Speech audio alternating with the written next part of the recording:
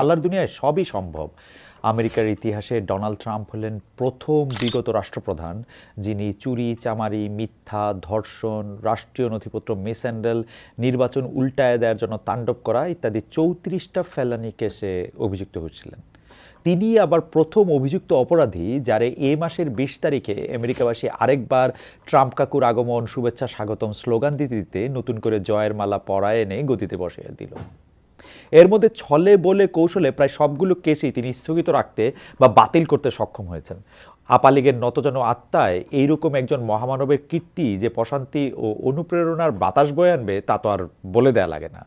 অন্যদিকে গদি ছাড়ার আগে আলাদিনের চেহারাকে শেষ ঘষা দেওয়ার মতন করে বাইডেন দাদু প্রেসিডেন্সিয়াল পাওয়ার দিয়ে নিজের পরিবার আর দলের বহু লোককে আগের থেকেই ক্ষমা করে গেছেন। ট্রাম্প আইসা পড়লে তাদের না জানি কি দশা হয়ে যায় এই ভয়।